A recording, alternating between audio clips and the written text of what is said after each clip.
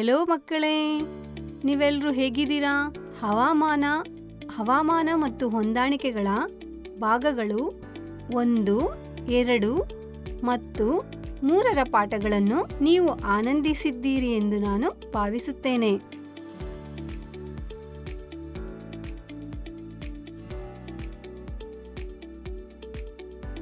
ಈಗ ಈ ವಿಡಿಯೋದ ಮೂಲಕ ನಾವು the living world animal adaptation ಎಂಬ ಹೊಸ ಜಗತ್ತಿಗೆ ಪ್ರವೇಶಿಸುತ್ತಿದ್ದೇವೆ.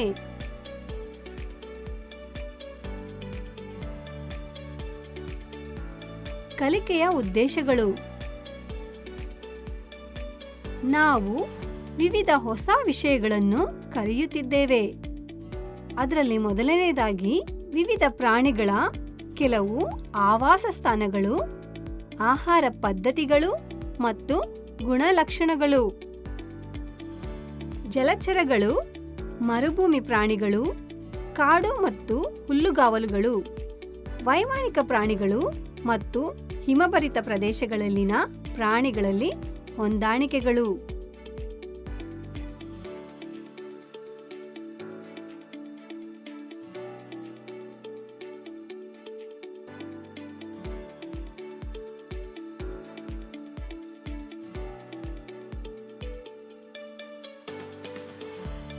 ಪ್ರಾಣಿಗಳಲ್ಲಿ ಆಹಾರಕ್ಕಾಗಿ ಹೊಂದಾಣಿಕೆಗಳು.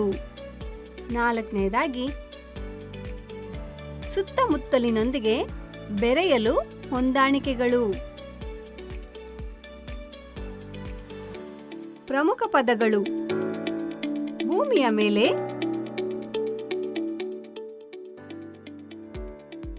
ಜಲಚರಗಳು,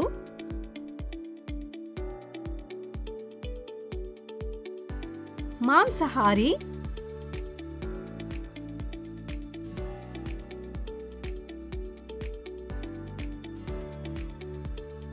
ಪರಭಕ್ಷಕಗಳು,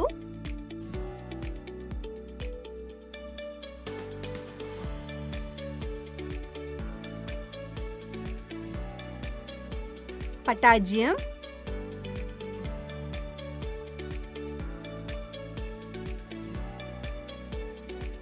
ಮೆತ್ತನೆಯ ಅಂಗಾಲುಗಳು,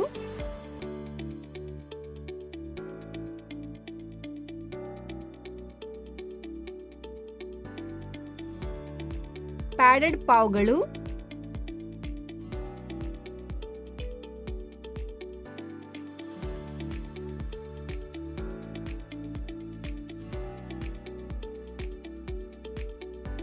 ಬಲವಾದ ಕೊಂಬುಗಳು,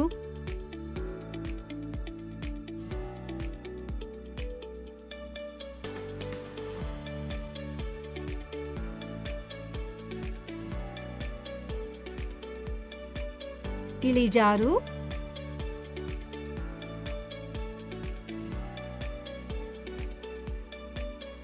ಉಗುರು ಕಾಲ್ಬೆರಳುಗಳು ಮತ್ತು ತೆಳುವಾದ ಅಂಗಾಲುಗಳು,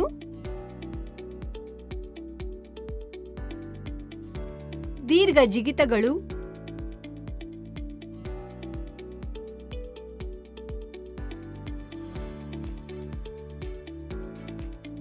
ಮರೆಮಾಚುವಿಕೆ.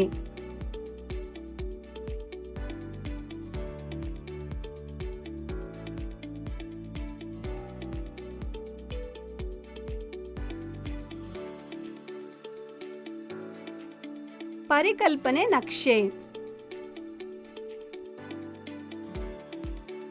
ಪ್ರಾಣಿಗಳಲ್ಲಿ ಕಂಡುಬರುವ ವೈವಿಧ್ಯತೆಯೊಂದಿಗೆ ವಿಷಯಕ್ಕೆ ಪ್ರವೇಶಿಸೋಣ.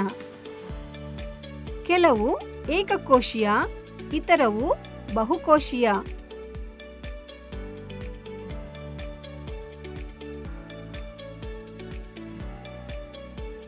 ಕೆಲವು ಕಶೇರುಕಗಳಾಗಿದ್ದರೆ ಇತರವು ಅಕಶೇರುಗಳಾಗಿರುವೆ.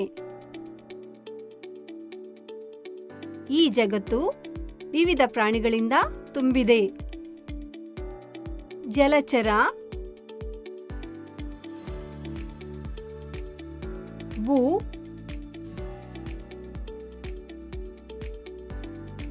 ಉಭಯಚರ,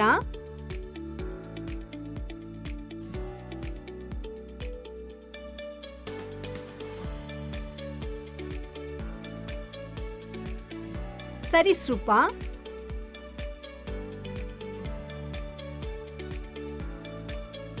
ವೈಮಾನಿಕ ಇತ್ಯಾದಿ. ಈ ಅವಲೋಕನಗಳು ಪ್ರಶ್ನೆಯನ್ನು ಎತ್ತುತ್ತವೆ: ಈ ಮಹಾನ್ ವೈವಿಧ್ಯತೆಯು ಹೇಗೆ ಅಸ್ತಿತ್ವಕ್ಕೆ ಬಂದಿತು?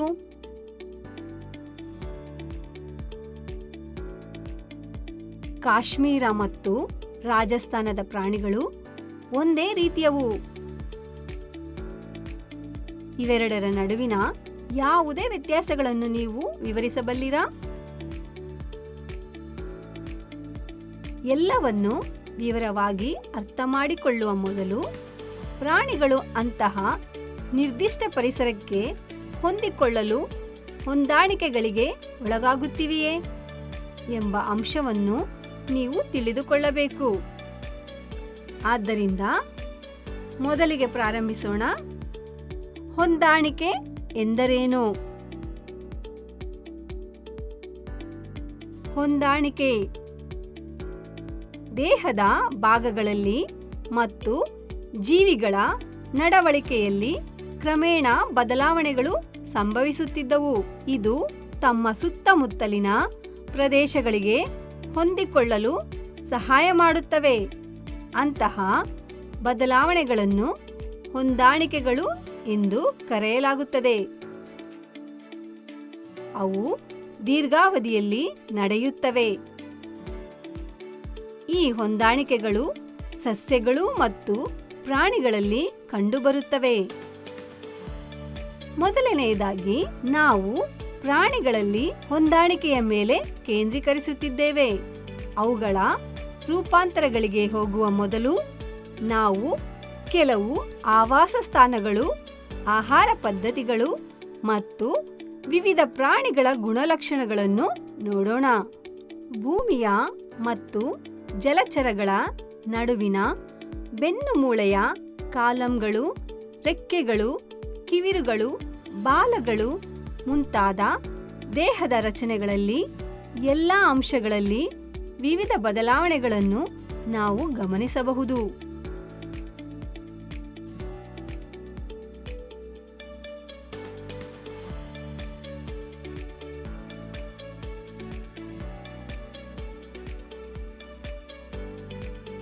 ಭೂಚರ ಪ್ರಾಣಿಗಳಿಗೆ ಹೋಲಿಸಿದರೆ ಜಲಚರ ಪ್ರಾಣಿಗಳ ಚರ್ಮ ಮತ್ತು ದೇಹದ ಆಕಾರವು ಬದಲಾಗಿದೆ ಎಂದು ತೋರುತ್ತದೆ.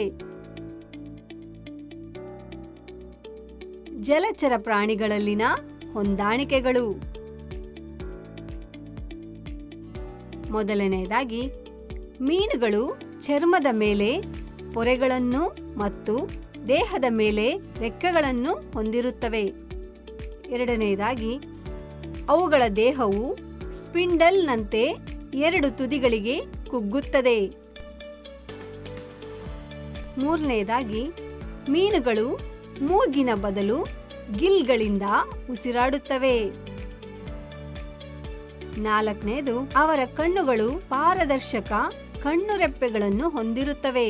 ಐದನೆಯದಾಗಿ, ಅವು ತೇಲಲು ಸಹಾಯ ಮಾಡಲು ದೇಹದೊಳಗೆ ಗಾಳಿಯ ಮೂತ್ರಕೋಶಗಳನ್ನು ಹೊಂದಿವೆ. ನಾವು ಕಪ್ಪೆ, ಬಾತುಕೋಳಿ ಮತ್ತು ಆಮೆಯ ದೇಹಗಳನ್ನು ಗಮನಿಸಿದರೆ,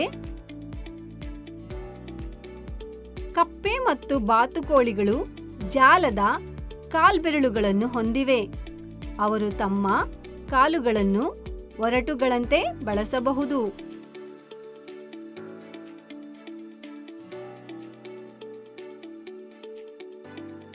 ಬಾತುಕೋಳಿಗಳು ಮತ್ತು ವಾಟರ್ ಫ್ಲೋನ ಪಕ್ಷಿಗಳು ಮೇಣದ ಗರಿಗಳಿಂದ ನೀರು ಹರಿಯುತ್ತವೆ.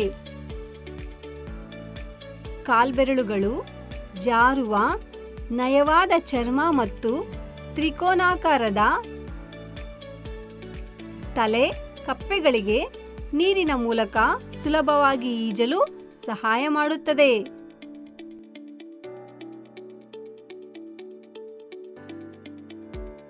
ನೀರಿನಲ್ಲಿ ಚರ್ಮದ ಮೂಲಕ ಉಸಿರಾಡುವ ಸಾಮರ್ಥ್ಯ ಮತ್ತು ನೆಲದ ಮೇಲಿನ ಮೂಗು ಮತ್ತು ಶ್ವಾಸಕೋಶಗಳನ್ನು ಬಳಸುವುದರಿಂದ ಅವು ಭೂಮಿ ಮತ್ತು ನೀರಿನಲ್ಲಿ ವಾಸಿಸಬಹುದು.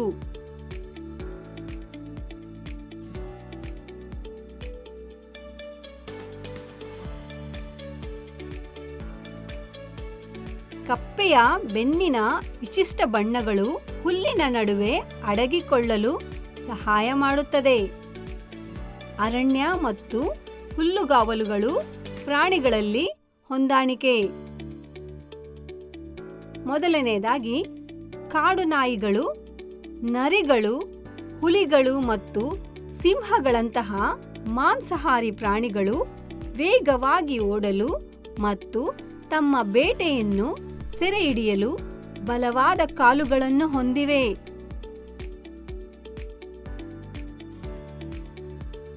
ಅವುಗಳಿಗೆ ಉಗುರುಗಳಿವೆ ಮತ್ತು ಅವುಗಳ ನಾಯಿಯ ಹಲ್ಲುಗಳು ತೀಕ್ಷ್ಣ ಮತ್ತು ಚೂಪಾಗಿರುತ್ತವೆ.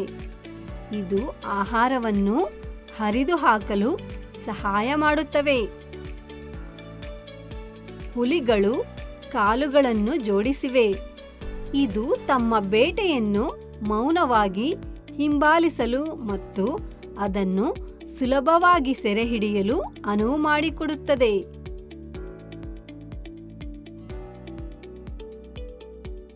ಪರಭಕ್ಷಕ ಮಾಂಸಾಹಾರಿಗಳ ಕಣ್ಣುಗಳು ಅವುಗಳ ತಲೆಯ ಮುಂಭಾಗದಲ್ಲಿವೆ. ಇದು ತಮ್ಮ ಬೇಟೆಯನ್ನು ದೂರದಿಂದ ಗುರುತಿಸಲು ಸಹಾಯ ಮಾಡುತ್ತದೆ.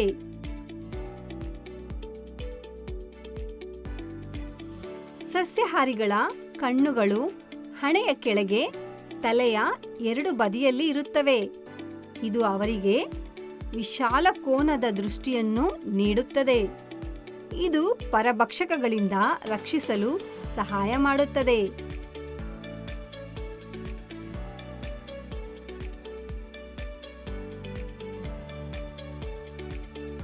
ಅವುಗಳ ಕಾಲುಗಳು ಉದ್ದವಾಗಿರುತ್ತವೆ ಮತ್ತು ಬಲವಾದ ಕೊಂಬುಗಳಿಂದ ಕುಗ್ಗಿರುತ್ತವೆ. ಇದು ವೇಗವಾಗಿ ಓಡಲು ಅನುವು ಮಾಡಿಕೊಡುತ್ತದೆ. ಅವುಗಳ ಉದ್ದವಾದ ಮತ್ತು ಮುಕ್ತವಾಗಿ ಚಲಿಸುವ ಕಿವಿಗಳು ದೂರದಿಂದ ಮತ್ತು ವಿಭಿನ್ನ ದಿಕ್ಕುಗಳಲ್ಲಿ ಶಬ್ದಗಳನ್ನು ಸ್ವೀಕರಿಸಬಹುದು.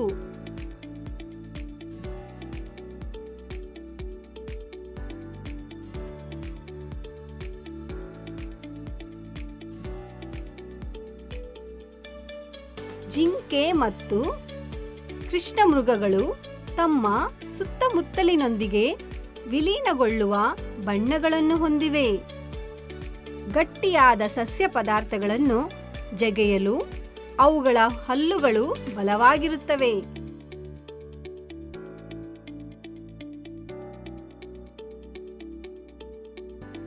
ಮರುಭೂಮಿ ಪ್ರಾಣಿಗಳಲ್ಲಿ ಹೊಂದಾಣಿಕೆ. ಮೊದಲನೆಯದಾಗಿ, ಮರುಭೂಮಿಗಳು ನೀರಿನ ತೀವ್ರ ಅಭಾವದಿಂದ ಕೂಡಿವೆ. ಆದ್ದರಿಂದ ಮರುಭೂಮಿ ಪ್ರಾಣಿಗಳು ದೇಹದಿಂದ ನೀರಿನ ನಷ್ಟವನ್ನು ತಡೆಯಲು ದಪ್ಪ ಚರ್ಮವನ್ನು ಹೊಂದಿರುತ್ತವೆ.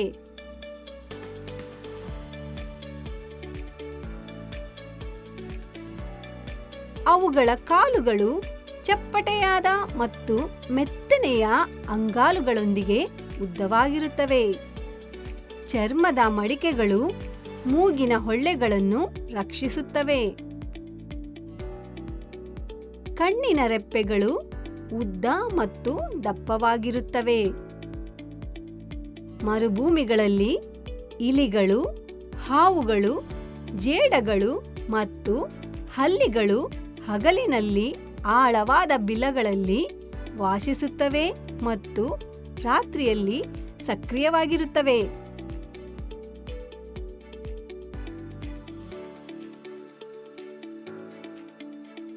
ಹಿಮಭರಿತ ಪ್ರದೇಶಗಳ ಪ್ರಾಣಿಗಳಲ್ಲಿ ಹೊಂದಾಣಿಕೆ. ಯಾಕ್, ಹಿಮಕರಡಿ, ಬಿಳಿ ನರಿ, ಸಿಲ್ವರ್ ನರಿ, ಪರ್ವತ ಮೇಕೆ, ಸೈಬೀರಿಯನ್ ಹಸ್ಕಿ ನಾಯಿ ಮತ್ತು ಹಿಮಚಿರತೆಗಳ ಚಿತ್ರಗಳನ್ನು ಹೋಲಿಸಿ ಮತ್ತು ಉಷ್ಣವಲಯದ ಕಾಡುಗಳ ಇದೇ ರೀತಿಯ ಪ್ರಾಣಿಗಳ ಚಿತ್ರಗಳನ್ನು ಹೋಲಿಸಿ ನೀವು ಕೆಲವು ಬದಲಾವಣೆಗಳನ್ನು ಕಾಣಬಹುದು.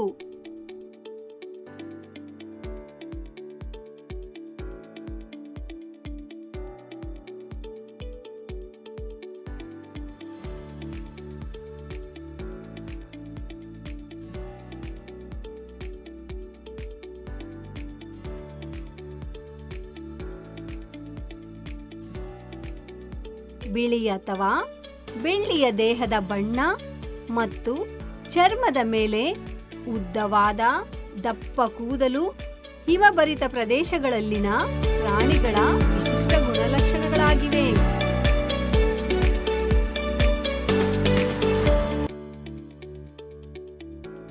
ಈ ಲಕ್ಷಣಗಳು ಹಿಮಭರಿತ ಪ್ರದೇಶಗಳಲ್ಲಿ ಬದುಕಲು ಸಹಾಯ ಮಾಡುತ್ತವೆ.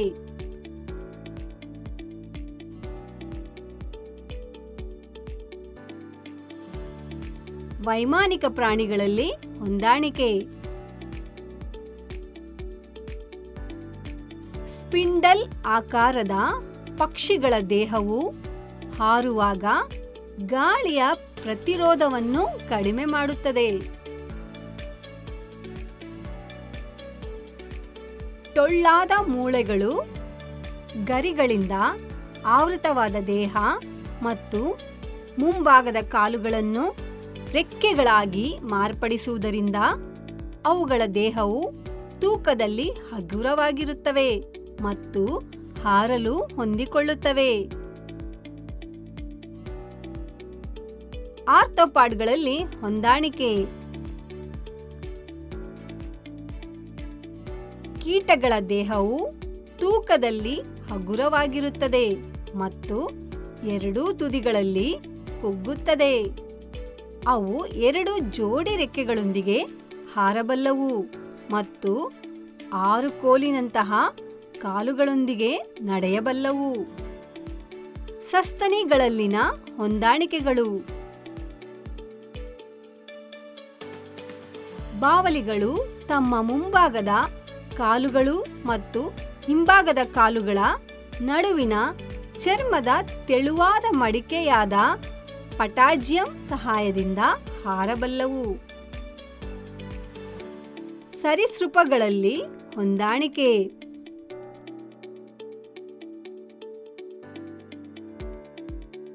ಹಾವುಗಳು ಮತ್ತು ಎರೆಹುಳುಗಳ ಚಿತ್ರಗಳನ್ನು ವೀಕ್ಷಿಸಿ.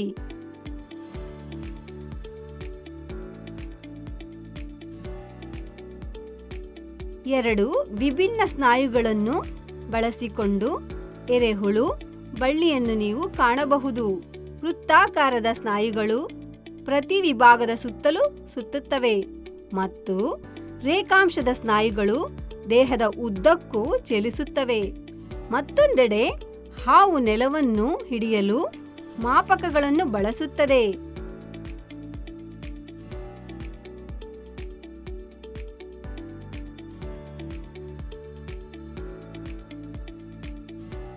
ಹಾವುಗಳು ಮುಂದೆ ಸಾಗಲು ಯಾವುದೇ ಉಬ್ಬು ಅಥವಾ ಮೇಲ್ಮೈ ಬಂಡೆಗಳು, ಮರಗಳು ಇತ್ಯಾದಿಗಳನ್ನು ತಳ್ಳುತ್ತವೆ. ಮನೆಯ ಹಲ್ಲಿಗಳು, ತೋಟದ ಹಲ್ಲಿಗಳು ಮತ್ತು ಮೊಸಳೆಗಳಂತಹ ಪ್ರಾಣಿಗಳು ತಮ್ಮ ಸ್ನಾಯುಗಳನ್ನು ಇಳಿಯಲು ಬಳಸುತ್ತವೆ. ಅಂತೆಯೇ ಅವು ಚರ್ಮ, ಪಾದಗಳ ಅಂಗಾಲುಗಳು, ದೇಹದ ಬಣ್ಣ ಇತ್ಯಾದಿಗಳಲ್ಲಿ ಹೊಂದಾಣಿಕೆಗಳನ್ನು ತೋರಿಸುತ್ತವೆ. ಮನೆಯ ಹಲ್ಲಿ ಮತ್ತು ಮಾನಿಟರ್ ಹಲ್ಲಿಗಳು ಉಗುರು, ಕಾಲ್ಬೆರಳುಗಳು ಮತ್ತು ತೆಳುವಾದ ಅಂಗಾಲುಗಳನ್ನು ಹೊಂದಿರುತ್ತವೆ. ಆದರೆ ಹಾವುಗಳು ಸ್ಕೇಲ್ ಚರ್ಮವನ್ನು ಹೊಂದಿರುತ್ತವೆ.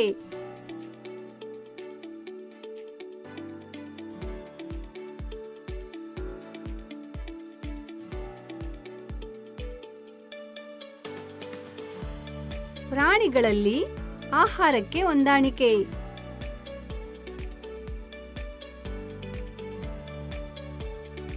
ನಾವು ಪ್ರಾಣಿಗಳನ್ನು ಸಸ್ಯಾಹಾರಿಗಳು ಮತ್ತು ಮಾಂಸಾಹಾರಿಗಳು ಎಂದು ವರ್ಗೀಕರಿಸಬಹುದು.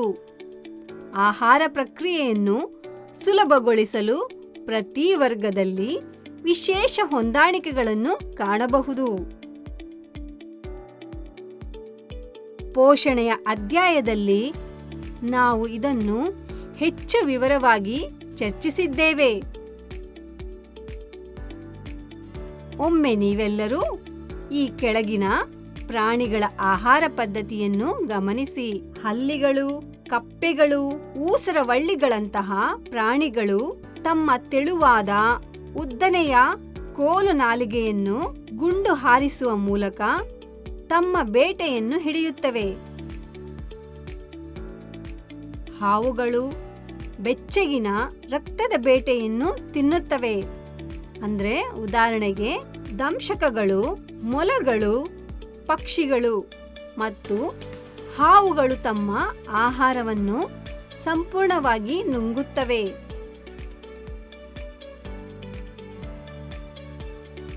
ಚಿಟ್ಟೆಗಳು ಉದ್ದವಾದ ನಾಲಿಗೆಯನ್ನು ಹೊಂದಿವೆ. ಇದನ್ನು ಫೆಬ್ರೋಸಿಸ್ ಎಂದು ಕರೆಯಲಾಗುತ್ತದೆ. ಇದನ್ನು ಅವು ಹುಲ್ಲಿನಂತೆ ಕುಡಿಯಲು, ಸುರುಳಿ ಮತ್ತು ಬೇಯಿಸಬಲ್ಲವು.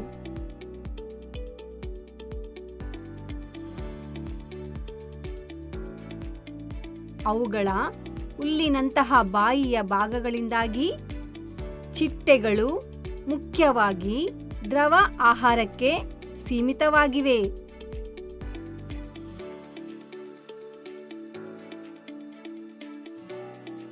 ದ್ರವ ಆಹಾರವು ಇತರ ಜಾತಿಯ ದ್ರವಗಳನ್ನು ಸೇವಿಸುವ ಮೂಲಕ ಪೋಷಕಾಂಶಗಳನ್ನು ಪಡೆಯುವ ಪ್ರಕ್ರಿಯೆಯಾಗಿದೆ. ಈ ಶೈಲಿಯ ಆಹಾರ ಸೇವನೆಯು ಜೇನುನೊಣಗಳು ಮತ್ತು ಸೊಳ್ಳೆಗಳಲ್ಲಿ ಕಂಡುಬರುತ್ತದೆ.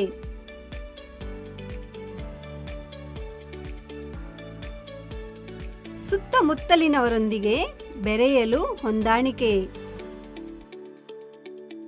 ವರ್ಣರಂಜಿತ ಚಿಟ್ಟೆಗಳು, ಹಲ್ಲಿಗಳು ಮತ್ತು ಮಿಡತೆಗಳನ್ನು ನಾವು ಸುಲಭವಾಗಿ ಗುರುತಿಸಲು ಸಾಧ್ಯವಿಲ್ಲ, ಸರಿಯೇ?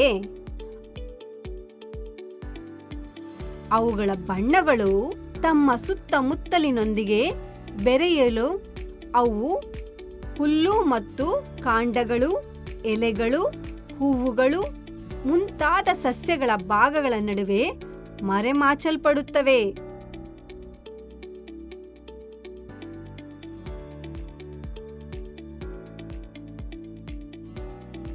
ಅದು ಅವರಿಗೆ ಬದುಕಲು, ಆಹಾರ ನೀಡಲು ಮತ್ತು ಸಂತಾನೋತ್ಪತ್ತಿ ಮಾಡಲು ಅನುವು ಮಾಡಿಕೊಡುತ್ತದೆ.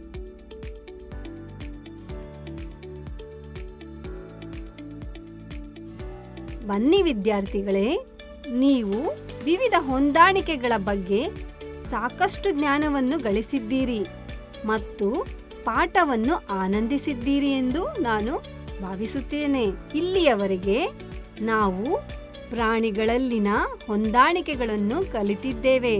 ಈಗ ಮುಂದಿನ ವಿಡಿಯೋದಲ್ಲಿ ಸಸ್ಯಗಳಲ್ಲಿನ ಹೊಂದಾಣಿಕೆಗಳ ಬಗ್ಗೆ ಇನ್ನಷ್ಟು ಕಲಿಯೋಣ. ಅದನ್ನು ಮಿಸ್ ಮಾಡ್ಕೋಬೇಡಿ.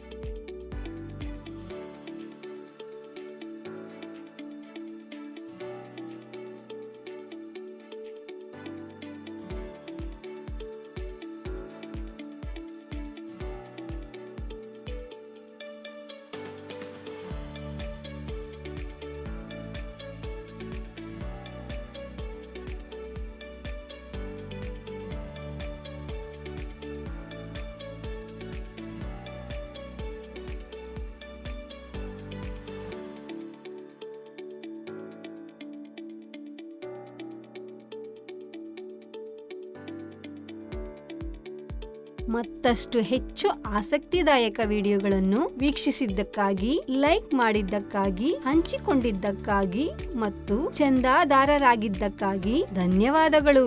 ಬಾಯ್ ಚಿಲ್ಡ್ರನ್. ತಮ್ಮ ದಿನವಾಗಲಿ. ಎಲ್ಲರಿಗೂ ಶುಭವಾಗಲಿ.